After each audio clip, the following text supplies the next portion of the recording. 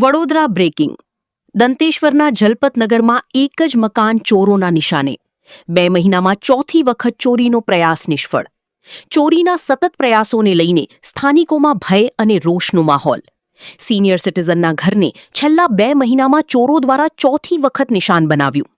અજાણ્યા શખ્સોએ ફરી એકવાર મકાનમાં ઘૂસવાનો પ્રયાસ કર્યો. પોલીસ પેટ્રોલિંગ અને સુરક્ષા વ્યવસ્થાને લઈને સ્થાનિકોએ પ્રશ્નો ઉઠાવ્યા.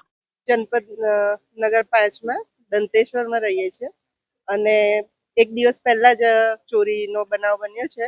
કમ્પ્લેન આપી અને આજે 12:15 જ થયા હતા.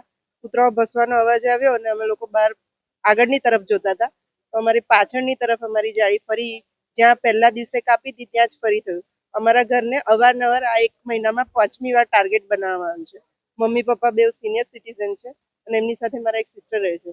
તો અમે પોલીસ કમ્પ્લેન પણ કરી છે પણ છતાં ત્યાંથી અમને કોઈ રિસ્પોન્સ મળ્યો નથી હજુ સુધી.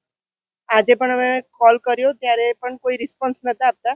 આખરે અમે કહ્યું કે હવે અમે ઉપર સુધી જઈશું ત્યારે આયા છે પણ હજુ પીઆઈ નો કોઈ અતોપતો નથી.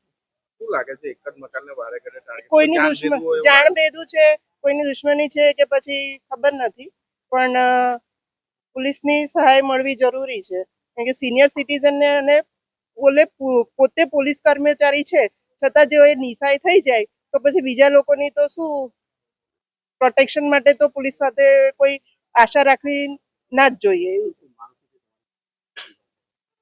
એકદમ ચુસ્ત બંદોબસ્ત એટલે કે કડક પેટ્રોલિંગ થવી જોઈએ જેવી પહેલા થતી હતી. આટલા બધા ચોરીના બનાવ થાય છે, રોજે રોજ 10 થી 15 થાય છે છતાં પોલીસ કોઈ કાર્યવાહી નથી કરતી તો એનો મતલબ શું થયો?